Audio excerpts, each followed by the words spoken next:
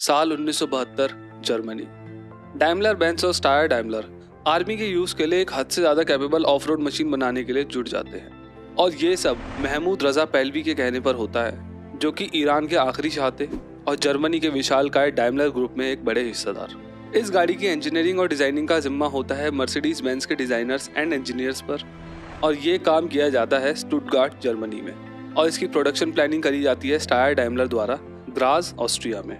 इस गाड़ी के पहले ड्राइवेबल प्रोटोटाइप की टेस्टिंग चालू हो जाती है और इसे दुनिया की अलग अलग डिफिकल्ट टेरेन्स पर टेस्ट किया जाता है, जिसमें जर्मनी की कोलफील्ड्स, सहारा डेजर्ट और आर्कटिक सर्कल तक शामिल थे।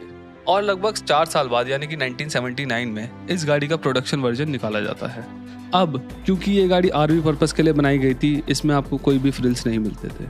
इसके अंदर मैनुअल गियर मिलता था, हैंड क्रैंक्ड विंडोज मिलती थी और यहाँ तक कि इस गाड़ी का इंटीरियर भी बहुत ही ज़्यादा बेयरबोन था। पर कुछ टाइम बाद इस गाड़ी को आम जनता के लिए भी लॉन्च कर दिया जाता है, लेकिन तब भी इसके शुरुआती मॉडल्स में कोई भी फीचर्स नहीं दिए जाते हैं और ये गाड़ी ऑलमोस्ट मिड 80s तक ऐसी ही रहती है। लेकिन Mercedes being a luxury car brand, वो धीरे धीरे करके अपनी जी वैगन को एक मोस्ट अपीलिंग लग्जरी एसयूवी में बदलना चालू कर देते हैं और कब ये 80 हॉर्स पावर का वर्क हॉर्स 800 हॉर्स पावर के मॉन्स्टर में बदल जाता है पता ही नहीं चलता। लेकिन जो एक्चुअल जी वैगन थी, जिसे गधे की तरह इस्तेमाल करने के लिए बनाया गया था, वो आज भी मरी नहीं है। वो वर्क हॉर्स, ज़्यादा capable off roader, go anywhere manual गाड़ी आज भी एग्जिस्ट करती है, पर वो जर्मन्स नहीं, इंडियंस द्वारा बनाई जाती है। हाँ, मैं यहाँ पर गुरखा की बात कर रहा हूँ और मैं ऐसा इसलिए नहीं बोल रहा हूँ क्योंकि ये गाड़ी जी वैगन जैसी दिखती है, बल्कि मैं ऐसा इसलिए बोल रहा हूँ क्योंकि ये गाड़ी एक्चुअली में अंदर से 80 के दशक की एक जी वैगन ही है। हाँ, 1982 में फोर्स मोटर्स को डाइमलर से 2.4 OM616 डीजल इंजन मिला था, जो कि मर्सिडीज अपने कई एप्लीकेशंस में यूज़ करती थी और ज़्यादातर ये कमर्शियल गाड़ियों के अंदर ही यूज़ होता था। अब मैं इसके बारे में इसलिए बता रहा हूँ क्योंकि ये वही इंजन है जिसका साइज़ हल्का सा बढ़ाकर फोर्स गुरखा में FM 2.6 के नाम से यूज़ किया जा रहा है। यस, फोर्स आज भी एक 40 साल पुराना डीजल इंजन यूज़ कर रहे हैं अपनी गुरखा के अंदर। और सिर्फ यही नहीं, गुरखा के अंदर जो मैनुअल ट्रांसमिशन यूज़ किया जा रहा है वो भी पुरानी मर्सिडीज से ही डिराइव्ड है। इसके अलावा इसमें जो मैनुअल लॉकिंग डिफरेंशियल्स का इस्तेमाल किया गया है वो भी बिल्कुल वैसे ही हैं जैसे कि 40 साल पुराने जी वैगन के अंदर यूज हुआ करते थे। इसमें क्या होता है कि इसके अंदर आपको मैनुअली लीवर को खींचकर फिर डिफरेंशियल लॉक करना पड़ता है, जबकि आज की डेट में हमें ये देखने को मिलता है कि सारे के सारे इलेक्ट्रॉनिकली कंट्रोल लॉकर्स ही मिलते हैं कार्स के अंदर। इन बातों के अलावा इस गाड़ी के अंदर जो सस्पेंशन सेटअप है, गाड़ी का ओवरऑल फील एंड लुक है, इसके अंदर जो क्लैम शेल बोनट है, एक्सपोज्ड हिंजेस हैं डोर्स के ऊपर, ये सभी चीजें एक 80 के दशक की जी वैगन की याद दिलाती हैं। और क्योंकि गुरखा को देखकर ऐसा लगता है कि ये गाड़ी समय में फंसी हुई है आज भी, इसीलिए इस गाड़ी को देख के डिफेंडर की याद आती है, क्योंकि डिफेंडर भी एक ऐसी गाड़ी है जिसके डिजाइन के अंदर 60-70 सालों तक कोई भी चेंजेस नहीं किए गए थे। हाँ, हालांकि इंजन्स मॉडर्न थे इसके, लेकिन लुक्स बिल्कुल वैसे ही थे। लेकिन फिर एकदम से 2020 के अंदर इस गाड़ी का नया अवतार लाया गया और ये बिल्कुल ही बदल गई, यानी ये मॉडर्न हो गई। और इसी की वजह से जो पुरानी डिफेंडर को चाहने वाले लोग थे वो काफी ज्यादा नाराज हो गए थे और एक जनाब तो पुराने लुक्स एंड रॉ फील वाली डिफेंडर को इतना ज्यादा मिस करने लगे थे कि उन्होंने खुद की एक प्रॉपर डिफेंडर लॉन्च कर दी, इनियोस ग्रेनेडियर के नाम से, जो कि दिखने में बहुत हद तक पुरानी डिफेंडर जैसी ही है, लेकिन इसके इंटरनल्स BMW से लिए गए हैं और इसीलिए इस गाड़ी के अंदर जो ट्रांसमिशन और इंजन वगैरह है वो बहुत ही ज़्यादा मॉडर्न है। पर गुरखा के साथ ऐसा नहीं है, ये गाड़ी दिखती भी पुरानी है और ये फील भी वैसी ही होती है क्योंकि इसके अंदर पुराने कंपोनेंट्स का ही इस्तेमाल किया गया है उनको मॉडर्नाइज करके। और इसीलिए इसके दशकों पुरानी टेक्नोलॉजी पर बेस्ड होने के कुछ फायदे भी हैं, लेकिन बहुत सारे नुकसान भी। और हम इन दोनों मुद्दों पर डिटेल में बात करेंगे, लेकिन उससे पहले please consider subscribing this channel, क्योंकि आप में से 75% लोग अभी भी सब्सक्राइब नहीं है। और इसके अलावा बाकी अपडेट्स के लिए आप मुझे इंस्टाग्राम पर भी फॉलो कर सकते हैं, जिसका लिंक मैंने वीडियो के डिस्क्रिप्शन में दे रखा है। चलो आगे चलते हैं वीडियो में। अब अगर हम एडवांटेजेस की बात करें तो गुरखा को सारी की सारी एडवांटेजेस मिलती हैं ऑफ रोडिंग डिपार्टमेंट में। This car belongs to jungle and I mean it. और ये स्टेटमेंट मैं इसलिए दे रहा हूँ क्योंकि इसके अंदर 2 ऐसी बड़ी खासियत हैं जो कि जिम्नी और थार में भी नहीं आती हैं, जो कि अपने आप में ही वेल एस्टेब्लिश्ड ऑफ रोडर्स हैं इंडिया के अंदर। सो जो इसको पहली एडवांटेज मिलती है वो मिलती है इसके स्नॉर्कल की वजह से, जिसके चलते इसकी वाटर वेडिंग कैपेसिटी 700 mm तक पहुंच जाती है, यानी कि ऑलमोस्ट 2.25 फुट तक। और जो गाड़ी वाटर वेडिंग कैपेसिटी के मामले में इसके आसपास पहुंचती है वो है थार, जिसकी कैपेसिटी है 600 mm की, जिम्नी की 300 mm की है। और इसके अलावा अगर हम बाकी गाड़ियों की बात करें तो स्कॉर्पियो की 500 mm की कैपेसिटी है, बोलेरो की 370। हाँ, फॉर्च्यूनर एक गाड़ी है जिसकी अगेन 700 mm की है, इक्वल टू गुरखा। लेकिन इसके अलावा एक चौंकाने वाली बात यहाँ पे ये भी देखने को मिलती है कि इनोवा जो कि एक MPV है, उसकी भी 500 mm की वाटर वेडिंग कैपेसिटी मिल जाती है। सो क्लियरली गुरखा यहाँ पर लीड करती हुई दिखाई देती है in terms of water wedding capacity.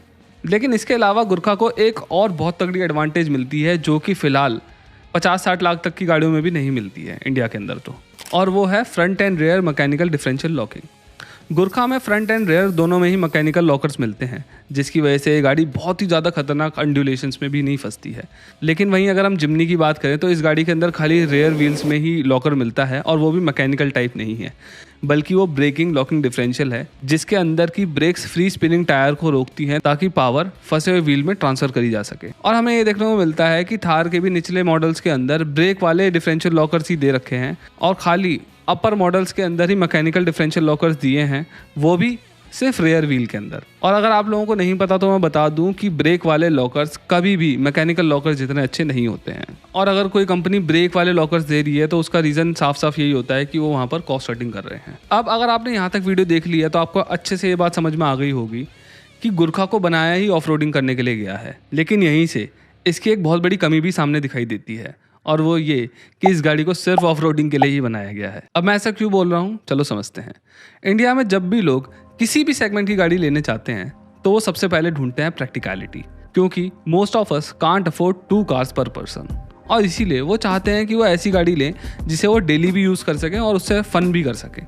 और जब आप किसी कार को डेली यूज़ करना चाहते हैं तो उससे ये उम्मीद करते हैं कि उसके अंदर क्रीचर कंफर्ट्स अच्छे होंगे, एसी इफेक्टिव होगा, इंटीरियर क्वालिटी बढ़िया होगी, और कार अंदर से सुंदर दिखाई देगी। और जिमनी और थार ये दोनों ही गाड़ियाँ इस बात पर काफ़ी हद तक खरी उतरती हैं। इनके इंटीरियर्स ऑफ रोडिंग को ध्यान में रखते हुए बनाए गए हैं, फिर भी ये दोनों ही गाड़ियाँ अंदर से काफ़ी अच्छी दिखाई देती हैं।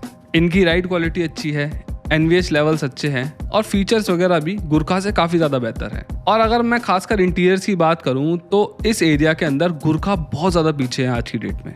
इस गाड़ी के इंटीरियर्स को देख के ऐसा लगता ही नहीं है कि ये गाड़ी 17 लाख रुपए की हो सकती है। और आप इस कंपैरिजन के अंदर देख ही सकते हैं कि इसके इंटीरियर्स थार और जिमनी के मुकाबले कितने ज़्यादा ख़राब दिखाई देते हैं। गुरखा की इंटीरियर क्वालिटी इतनी ज़्यादा ख़राब है कि हमारे एक व्यूअर ने तो ये तक कमेंट कर दिया था कि ऐसा लगता है कि स्टॉक व्हीकल होने के बाद भी इसे करोल बाग से मॉडिफाई करवाया गया हो। And to some extent I agree, पर चलो हम मान लेते हैं कि एक ऑफ रोड एंथुजियास्ट को इंटीरियर क्वालिटी से उतना ज़्यादा फर्क नहीं पड़ता होगा, लेकिन एक बहुत बड़ी चीज़ है जिससे फर्क पड़ता है, and that is performance. Even though Gurkha comes with all bells and whistles which an off roader should have, पर फिर भी ये गाड़ी एक जगह बहुत बुरी तरीके से मार खाती है, और वो है इसका इंजन डिपार्टमेंट। इसमें अभी भी एक 40 साल पुरानी टेक्नोलॉजी पर बेस्ड इंजन यूज किया जा रहा है, जो कि इन्हें मर्सिडीज से मिला था, जैसा मैंने आपको पहले ही बताया। हाँ, फोर्स ने इसके अंदर नए स्टैंडर्ड्स के हिसाब से मॉडिफिकेशंस करे हैं, but actually you can't change whole architecture of an engine. और यही वो रीज़न है कि 2600 सीसी का होने के बावजूद भी ये इंजन सिर्फ 89 bhp और 250 Nm का ही टॉर्क प्रोड्यूस करता है, और इसकी 89 हॉर्स पावर की पीक पावर भी आपको 3200 RPM पर मिलती है, जो कि अगेन इसकी पीक RPM के आसपास है। और इसको लेकर मैंने अभी तक जितने भी आर्टिकल्स पढ़े हैं, मुझे उनसे यही पता लगाया है कि इसके अंदर लो एंड पंच के अलावा कुछ भी नहीं है।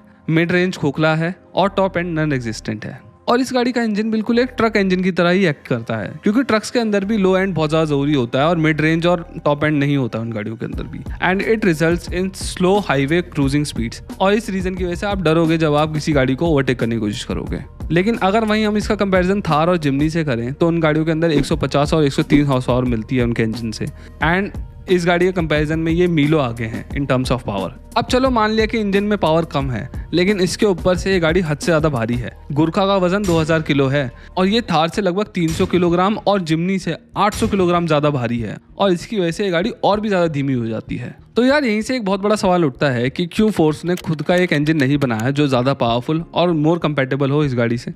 तो अगर आपके मन में भी यही सवाल उठ रहा है तो इसका जवाब छुपा है कंपनी के साइज में। फोर्स मोटर कंपैरेटिवली एक बहुत ही ज़्यादा छोटी कार कंपनी है, even Indian two wheeler manufacturer से भी ज़्यादा छोटी। Now even though force motor आज़ादी से ही इंडिया के अंदर ऑपरेट कर रही है, लेकिन वो अभी तक भी कंपनी की प्रोफाइल को एक्सपेंड नहीं कर पाए हैं। और ऐसा क्यों हुआ है ये बताने के लिए तो मुझे एक पूरी की पूरी वीडियो लगेगी, लेकिन फिलहाल आप ये समझिए कि एक छोटे कार मेकर के लिए इंजन डेवलप करना एक काफ़ी ज़्यादा मुश्किल टास्क होता है, क्योंकि इंजन की R&D में कंपनी का सबसे ज़्यादा पैसा लगता है। मतलब इन कंपेरिजन टू डिज़ाइनिंग या बाकी सब कॉम्पोनेंट्स बनाने के मुकाबले इंजन बनाने में सबसे ज़्यादा पैसा लगता है। और क्योंकि फोर्स कंपैरेटिवली एक बहुत ज़्यादा छोटी कंपनी है, इसीलिए उनका R&D बजट बहुत ही ज़्यादा छोटा है। लेकिन कितना छोटा? So for that I have some data from 2017, और इस डेटा के अकॉर्डिंग इंडिया के अंदर R&D में टॉप 5 स्पेंडर ऑटोमोटिव कंपनीज हैं टाटा, महिंद्रा, मारुति, होंडा एंड अशोक लीलैंड। टाटा ने 2016-17 में 2100 करोड़ रुपए सिर्फ R&D में खर्च करे थे, इवन दो उनका खुद का नुकसान हुआ था 2600 करोड़ रुपए का उस साल। महिंद्रा एंड महिंद्रा ने लगभग 2000 करोड़ रुपए खर्च करे थे और उनका ग्रॉस प्रॉफिट था 5000 करोड़ का, यानी कि उन्होंने अपने ग्रॉस प्रॉफिट का 40% लगा दिया था R&D के अंदर खाली। मारुति ने सिर्फ 640 करोड़ रुपए खर्च करे थे, जो कि उनके ग्रॉस प्रॉफिट का 6.44% था खाली। अब इनकी स्पेंडिंग इतनी कम इसलिए है क्योंकि इनकी जो मेजर R&D होती है वो जापान में होती है और इस लिस्ट के अंदर खाली इंडिया की बात करी गई है। फिर इसके बाद आती है Honda with 549 crore rupees and Ashok Leyland with 389 crore. लेकिन क्या आप जानते हैं फोर्स मोटर्स ने कितना खर्च करा था R&D पर 2016-17 में?